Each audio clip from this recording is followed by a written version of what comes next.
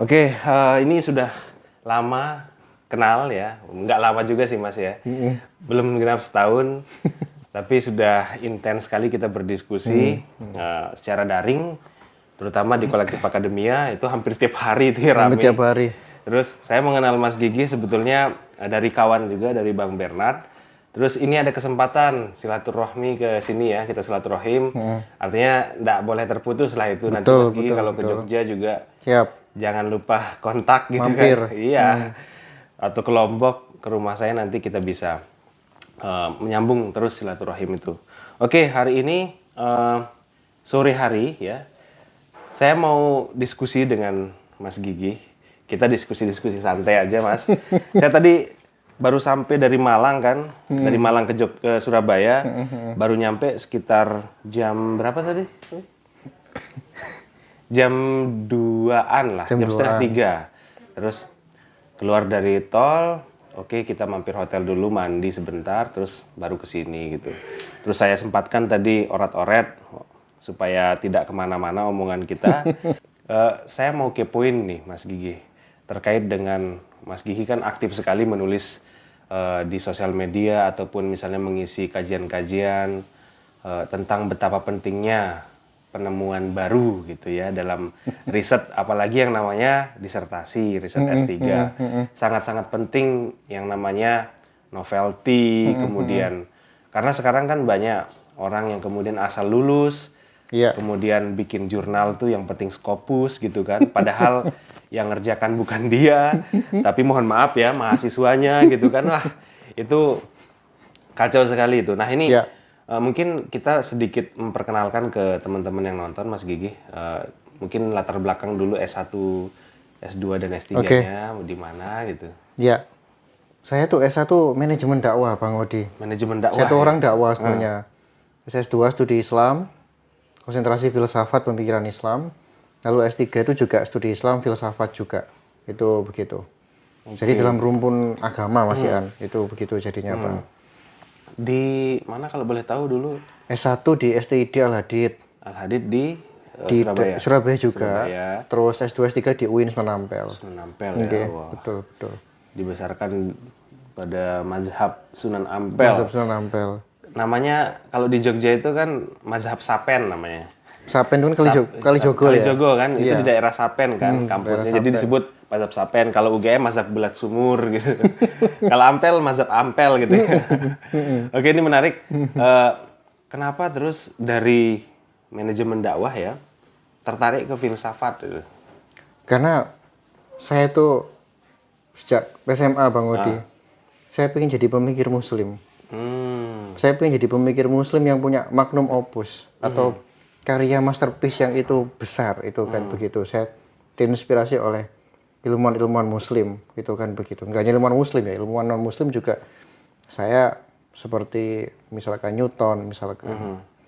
Lalu seperti katakanlah Einstein, saya sangat terinspirasi oleh beliau. Saya SMA itu saya pengen tuh menjadi pemikir seperti itu. Bukan dosen Bang malah. Saya pengen menjadi pemikir itu aja. Gitu kan begitu. Cuman saya di Indonesia ini kerja pemikir kerja apa? Akhirnya ya saya masuklah ke dunia pendidikan atau dosen. Di dunia pendidikan saya menemui beberapa macam, mohon maaf, keresahan akademik yang menurut saya itu keresahan yang besar itu.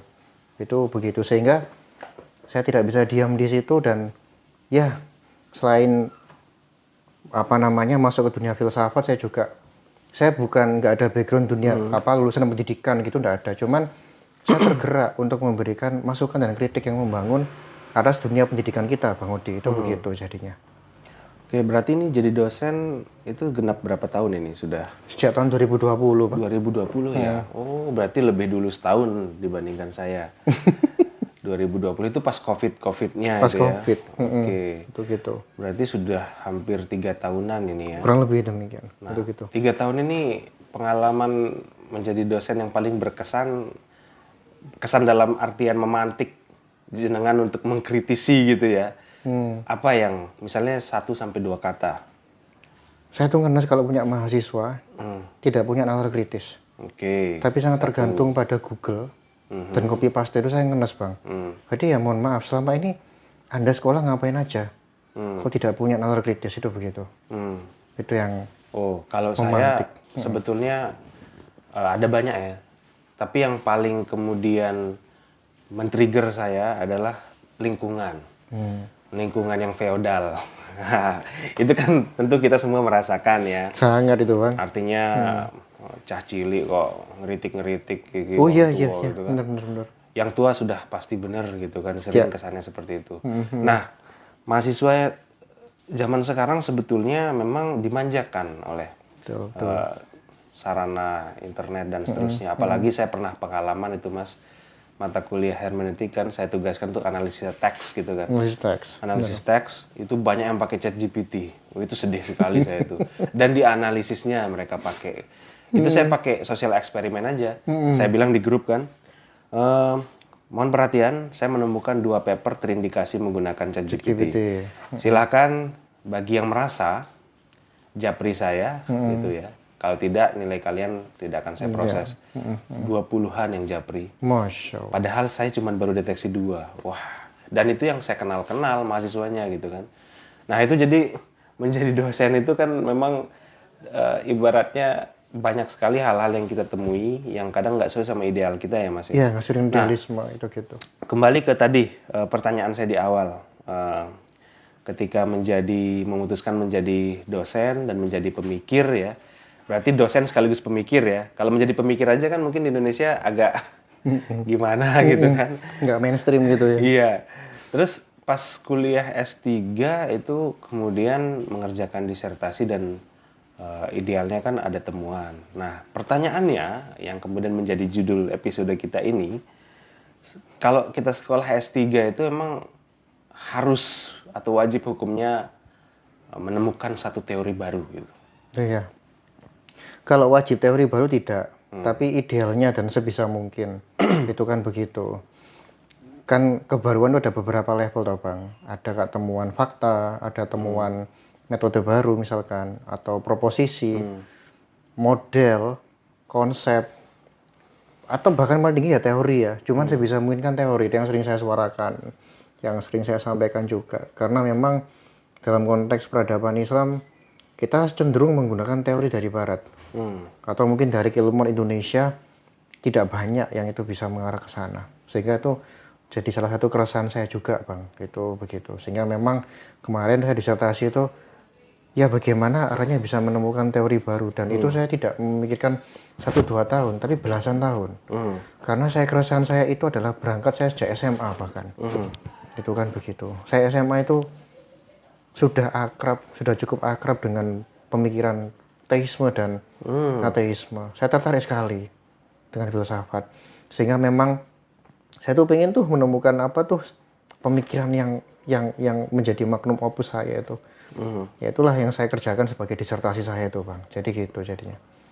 Oke, berangkat dari ketertarikan dan kuriositas ya, keingintahuan. Betul. Sejak usia masih sangat muda, berarti di usia berapa Mas Gigih mengalami satu krisis eksistensial? Umur 16 tahun, saya ingat sekali itu. Mungkin bisa ceritakan pengalaman apa yang dulu dirasakan itu? Ini agak curhat dikit ya? Iya, ya nggak apa-apa. Ini santai. Saya depankan dulu nih biar masuk frame semua. Jadi saya itu SMP 7 dekat sini, dekat rumah sini. SMP 7 pada waktu itu dikenal dengan SMP yang bisa dibilang hedonismenya tuh luar biasa ya. Jadi ya mohon maaf Bang, umur segitu udah pacaran gitu ya. Termasuk saya itu gitu. Lalu ada waktu itu lagi demam ngeband. Demam ngeband Bang. Ngeband terus punya banyak fans di kelas begitu. Itu bagi kenikmatan yang besar bagi saya. Kenikmatan yang saya cari. Dan itu saya punya geng, anak band juga, itu kan begitu. Tapi pada waktu kelas 3 akhir, saya pisah sama mereka. Itu kan begitu. Saya merasa kayak tidak siap kehilangan masa-masa indah itu. Karena saya di SMP, saya itu mendapat segalanya, popularitas, mohon maaf pasangan dan sebagainya, saya mendapat itu semua. Ketika SMA, saya pisah Bang, dengan teman-teman SMP saya itu. pisah. Waktu itu medsos tidak secanggih sekarang ya Bang ya. Dulu paling apa ya? Telepon, SMS, itu aja. Lah, saya tuh merasa di SMA saya SMA 21 negeri Bang, SMA 21. Saya merasa gak sendirian. Saya merasa nggak siap tuh untuk meninggalkan masa SMP saya. Akhirnya saya itu merasa kayak nelongso gitu loh Bang. Saya ingat banget pada waktu itu kan ada namanya MOS, masa orientasi siswa ya. Saya hari pertama nggak ikut, saya psikosomatis saat itu Bang. Jadi saya mau masuk sekolah itu takut, mau masuk MOS itu takut. Kenapa? Saya masih pengen SMP tuh. Saya masih pengen SMP. Hari kedua saya masuk. Ya, waktu itu kan MOS masih, mohon maaf, ada perpeluncuran dan macam-macam. Saya kena bentak yang itu. Gak suka lah itu ya. Mental saya masih lemah saat itu Bang, mohon maaf. Aduh kok gini ya? Gitu kan begitu. Dah, saya masuk sekolah SMA dengan berat hati. Beratnya itu nggak pengen saya hadapi. Tapi saya tuh pengen pulang aja rasanya tuh. Saya pengen pulang mampir ke SMP 7 lagi itu gitu loh Bang. Apalagi mohon maaf pacar saya itu kan dulu kan adik kelas saya masih kelas 3 SMP. Gitu terus selama mungkin ada 2 bulanan.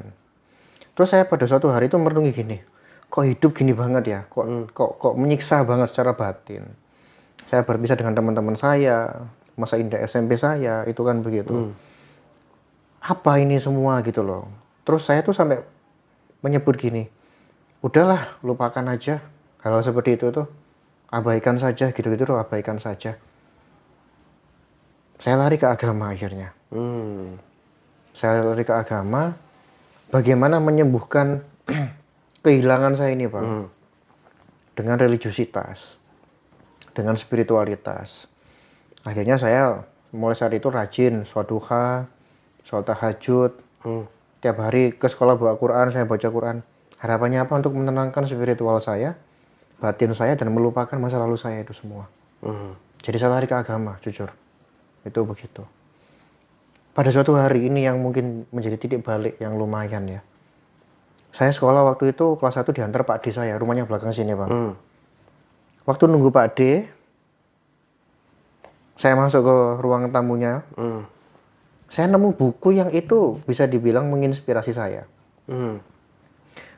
Saya lihat bukunya warna hijau, judulnya Dialog Muslim dan Ateis.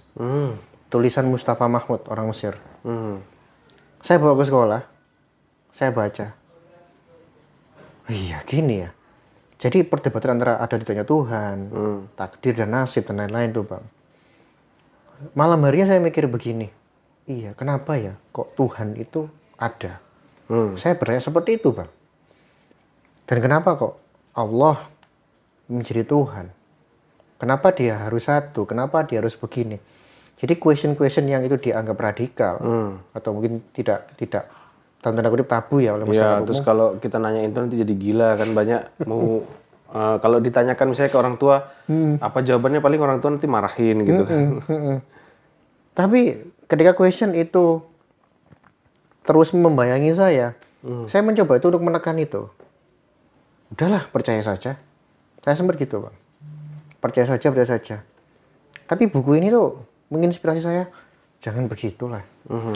Nah dari situlah saya akhirnya, ya wis, saya harus bisa menemukan itu. Saya harus bisa, saya tertarik dalam bidang filsafat ini, utamanya filsafat ketuhanan. Sudah spesifik situ Bang. Dari dulu ya berarti ya? Sudah spesifik sekali. Teman-teman saya melihat saya tuh kayak, kamu itu membaca apa? Kamu itu mempelajari apa? Dan sebagainya. Tidak lazim saja itu kan begitu. Itu jadi gitu yang menurut saya demikian. Ya, oke. Kenapa ini saya tanyakan? Sebetulnya pasti apa yang terjadi sekarang itu ada kausalitas di masa lampau ya. Ada penyebab dan tentu ada turning point, ada titik balik seseorang kenapa dia memutuskan untuk menjalani hidupnya yang sekarang. Ya. Artinya memang berangkat dari satu fitrah sebetulnya kita mencari kan. Seperti Nabi Ibrahim dulu itu kan. Betul. Artinya fitrah manusia itu sebetulnya mencari Tuhannya. Kalau apalagi kita ngomong mistisisme kan, bahwa ya kita sebagai pecinta dan kita rindu selalu dengan Sang Kholik dan dengan Tuhan gitu ya. Dan kemudian kita lompat langsung ke disertasi Mas Gigih itu berarti itu memang sudah lama dipersiapkan ya? Lama Bang, tapi tidak langsung jadi seperti ini. Saya berdialektika. Apa sih argumen adanya Tuhan? Saya dulu ngefans sama Harun Yahya Bang. Oh, Harun Yahya. 2006, 2007 itu lagi gencar-gencarnya VCD. betul. Ya, sama saya di rumah juga. Ya, saya sampai koleksi Bang.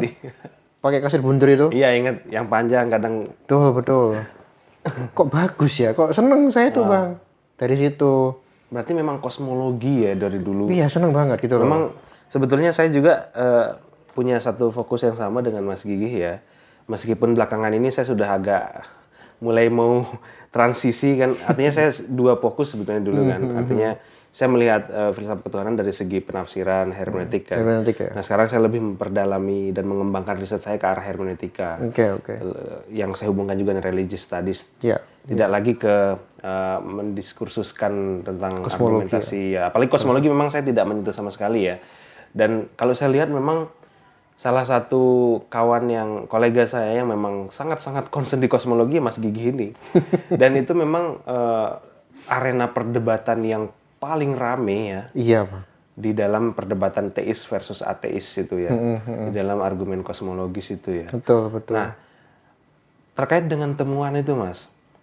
Misalnya kalau kita lihat sekarang kan di dalam proses pendidikan di Indonesia, seringkali ukuran orang terhadap temuan itu sangat-sangat empiris, sangat-sangat positivistik gitu ya. Sangat-sangat natural science banget gitu. Dan kuantitatif. Kuantitatif. Jadi Betul. sering kita lihat hibah-hibah ataupun misalnya riset-riset yang dibuka di Simlitapmas, ya, terus Kedereka itu kan sangat-sangat kuantitatif. Dan proses belajar pun, misalnya kita lihat sekarang RPS berbasis OBE, itu kami di UGM pun ya, ini kita sharing sedikit, itu kita mengikuti bagaimana penyusunannya teman-teman di teknik. Jadi produk apa filsafat harus menghasilkan produk dan seterusnya gitu kan. Sangat-sangat. Kita bilang produknya itu adalah pemikiran, diketawakan. Menurut mereka itu produk itu harus inovatif dan itu harus tangible gitu kan. Harus bisa ada fungsionalnya secara konkret gitu. Nah, kalau merespon itu bagaimana Mas Gigih? Kita sebagai ilmuwan sosial ini sekarang di LPDP pun itu makin dekat itu. Beasiswa untuk filsafat apalagi kan. Apalagi. Teman-teman saya tuh S3 di luar negeri itu hampir semua itu nggak ngambil filsafat loh. Karena kalau ngambil pure filsafat itu nggak dapat dia beasiswanya. Diambil lah misalnya kayak misalnya public policy and ethics gitu dan seterusnya sangat-sangat applied gitu. Gimana itu Mas Gigih? Jadi kalau berangkat dari paradigma pendidikan kita ini memang, mohon maaf, masih sangat positivistik ya, kuantitatif iya. Dan satu Bang, sangat kapitalistik sekali. Oke, benar-benar. Itu kan begitu. Jadi pragmatis juga ya. Arah kiblat kita itu kan masih barat. Bagaimanapun. Jadi ukuran riset kita itu adalah sangat tergantung pada, saya sebut merek ya, pengindeks jurnal bereputasi. Kita tahu semua rezim Scopus lah. Iya, betul semua. Yang bilang gini nggak hanya saya Bang, banyak yang seperti ini. Jadi kenapa tidak misalkan dibuat, ayo standar riset yang baik itu perseimbang riset dasar sama riset terapan. Kenapa yang diwacanakan STEM dan STEM? Bagaimana dengan filsafat? Filsafat ini kalau saya boleh menganalogikan Bang, filsafat itu ibu yang dilupakan. Betul. Filsafat itu ibu yang disikut lah. Ya. Tidak dianggap. Tidak dianggap. Itu kan begitu. Padahal kalau mau membangun peradaban, apalagi ayo kita pusat ilmu filsafat itu tegakkan dulu budaya filsafat. Karena filsafat itu adalah dia kepanjangan tangan dari budaya berpikir ilmiah. Kita bilang STEM dan sebagainya. Kalau filsafat kita belum membudaya, jangan pernah bermimpi jauh-jauh. Itu kan begitu. Akhirnya apa? Sangat positivistik dan mengikuti apa tren luar negeri. Tentu kita tahu bagaimana, mohon maaf, dominannya rezim-rezim pengindeks jurnal bereputasi itu. Luar biasa. Itu dijadikan ukuran ilmiah. Dan ini juga yang menjadi kegelisahan saya. Saya pernah juga berdiskusi dengan salah seorang profesor yang ibaratnya dijuluki Bapak Scopus lah di kampus saya kan.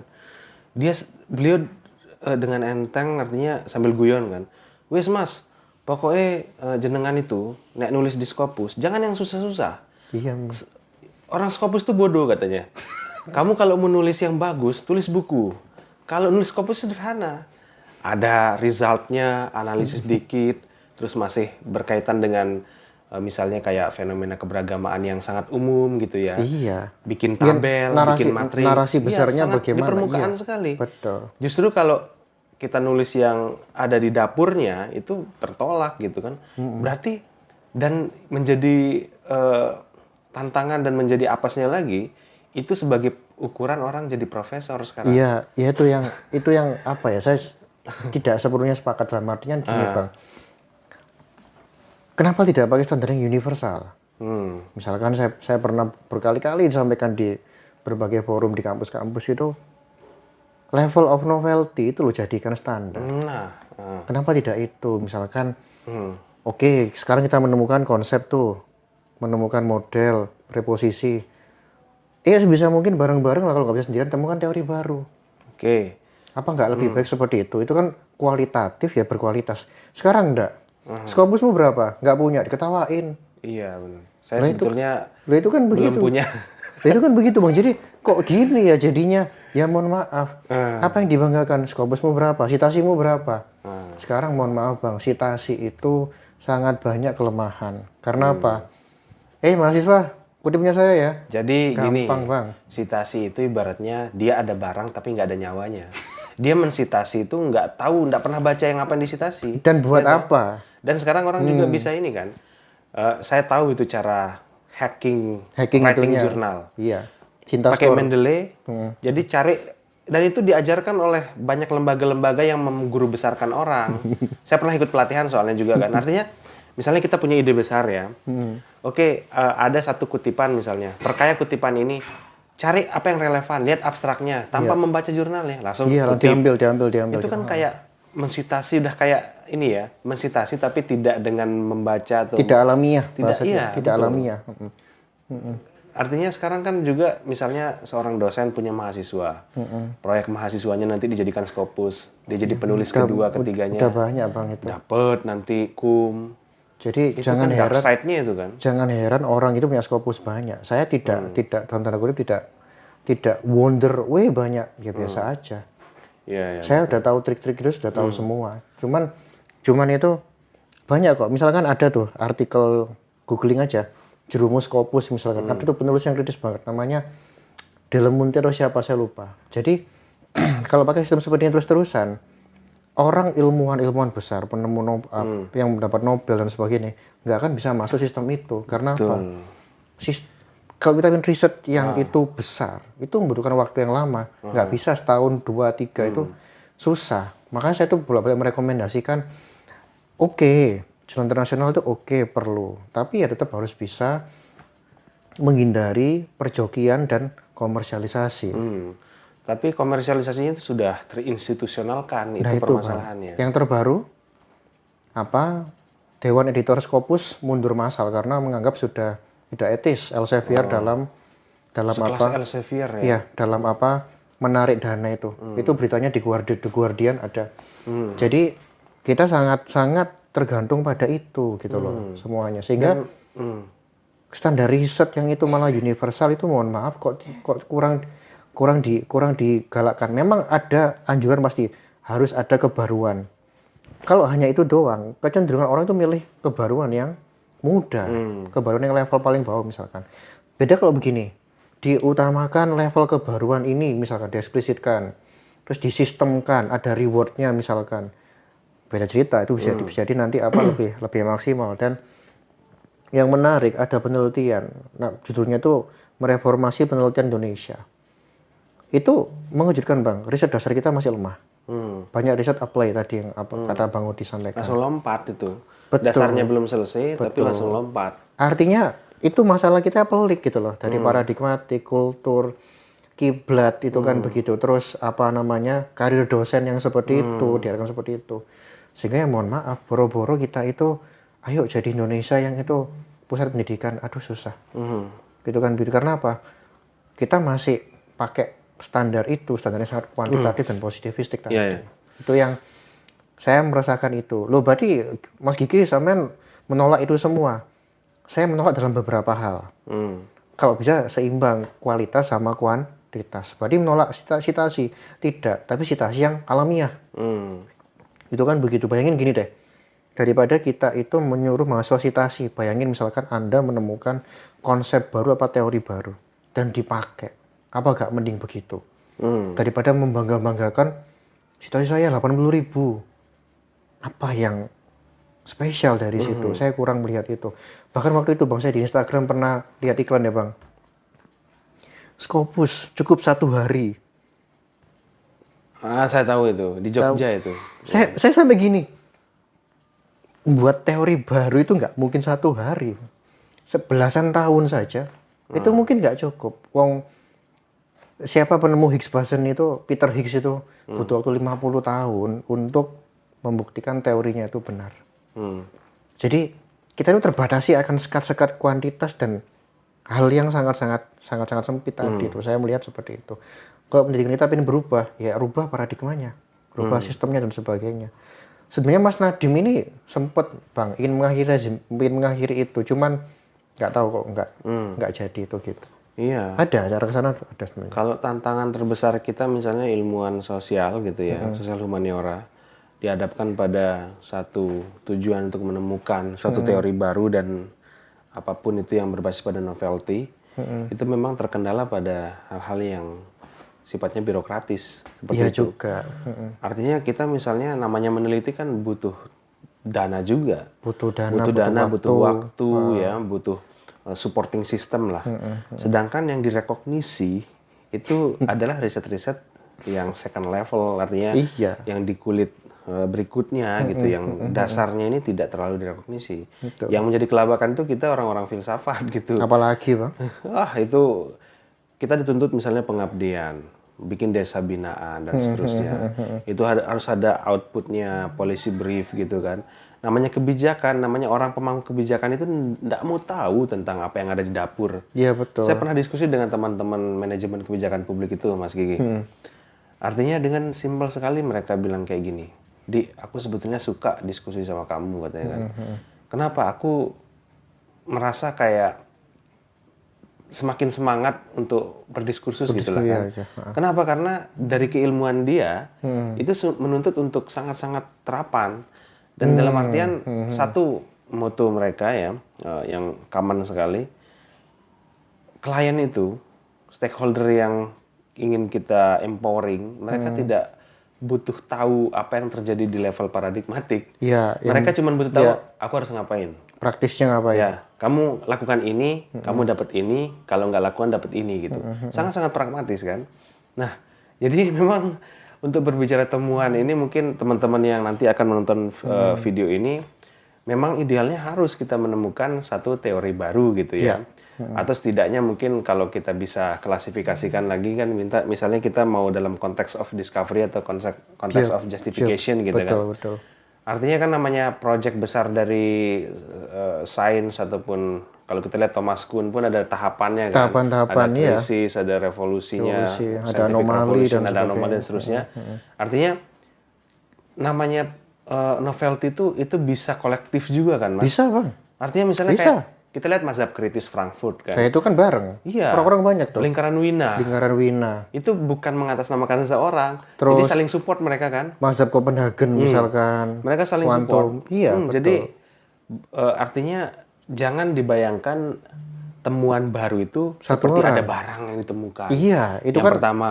Plate. Iya. Terus yang kedua, jangan cuman hanya dibayangkan itu satu orang yang tidak sama sekali berhubungan dengan orang lain. Kerja lainnya.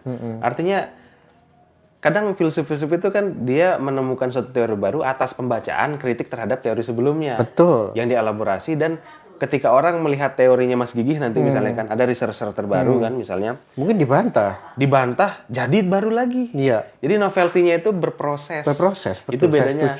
Karena kalau di natural science penemuan itu dia parsial. Betul. Dia misalnya selesai di sini, nanti ini menghasilkan tambah variabel lagi, menghasilkan hal yang baru gitu kan. Tapi kalau kita di ilmuwan sosial kan selalu saling berhubungan. Betul. Dan mungkin kita sebagai akhir dari episode ini, mungkin bagi teman-teman yang sedang S3 gitu Mas Gigih ya, kadang mereka kan banyak hal lain yang kemudian membuat kesibukannya semakin padat gitu. beban mengajar. Syukur-syukur kalau dia tugas belajar yang tercover beasiswa dan itu bebas tugas. Ada yang kuliah S3 tapi sambil kerja. Untuk baca aja itu curi-curi waktu gitu kan. Dan mungkin sedikit tips and trick gini ya untuk teman-teman yang sedang bergulat dengan disertasi dan kadang semuanya itu pengen novelty sebetulnya gitu. Untuk filsafat lah khususnya. Bagaimana caranya supaya apa yang dia selesaikan di disertasinya itu ada jelas novelty-nya gitu, Mas. Mungkin sebagai closing statement. Ya. Kalau saya pribadi mulai dari awal ya, Bang. Dalam artian jangan sampai masuk S3 dengan tangan kosong. Masuklah S3 dengan minimal punya desain kesenjangan atau research gap dan juga minimal proyeksi umum, novelty-nya jenis apa, level apa. Minimal punya 2 itu. Kalau belum punya ini agak susah, Bang. Nanti mesti milihnya yang paling bawah dia. Ya udah, temuan fakta baru. Akhirnya kan mendeskripsikan. Atau paling banter bukan di level disertasi itu kalau deskripsi. Dan paling banter mengklasifikasikan atau menambah klasifikasi baru. Jadi yang pertama adalah milikilah itu. Dan yang berikutnya ini nggak kalah penting. Nyali, Bang. Nyali dan komitmen. Jadi gini loh. Sering orang itu, aduh teori ini udah mapan nih, saya nggak berani melakukan buru-buru dekonstruksi, saya meninjau ulang saja saya takut. Lah ini harus dihilangkan. Jadi harus ada keberanian, berani secara objektif ya, Bang, bukan berani dekonstruktif terus dibiarkan. Tapi tidak berhenti di dekonstruksi ya. Ya ada rekonstruksinya, harus lagi, kan begitu. Harus berani bermain di level itu. Tentu biasakan multi, inter, transdisipliner. Jadi jangan multi, inter, dan transdisipliner. Jadi jangan kacamata kuda. Satu gini nggak bisa nemu berbagai perspektif. Dan yang nggak kalah penting adalah kita biasakan untuk grounded dan induktif. Betul. Riset mendasar daripada deduktif itu kita menerapkan teori toh, Bang. Dan menguji teori. Kalau induktif kita sebisa mungkin menemukan minimal preposisi baru atau konsep baru. Terus kita bergulat di situ saja. Itu kan begitu. Misalnya nih, kita minat dalam bidang apa? Saya kasih contoh aja punya saya, Bang ya. Saya ada resah karena melihat bagaimana argumen adanya Tuhan ya tadi. Kok tidak membentuk suatu sistem. Terus kok ada banyak evaluasi mendasar. Yang tentu yang merumuskan bukan orang sembarangan, tokoh-tokoh dunia. Tapi kan gini loh. Kita ini bukan menyerang personal, tapi kita itu adalah ingin memberikan kontribusi ke ilmuwan. Beranikan diri saja untuk melakukan kritik, dekonstruksi, dan perspektizing kita itu dalam melihat saya harus memberikan solusi nih yang baru nih, misalkan begitu. Nah, jadi itu sih, Bang, menjadi S3 itu, dan jangan pernah takut di di ad hominemi. Kan pernah tuh, Anda siapa tuh? Belum ilmuwan, masih ini mau mendekonstruksi. Saya udah sering dapat gitu, Bang. Udah kebal gitu kan. Udah kebal ya. Jadi kita harus pasang muka tebal gitu ya. Karena apa? Karena ya namanya feodalisme dalam circle dalam lingkungan riset itu kan memang masih ada. Masif sekali gitu ya. Artinya kadang lu siapa kok berani saya beberapa kali dapat gitu. Besar gitu. Oke, saya rasa di episode ini sudah sangat berdaging ya.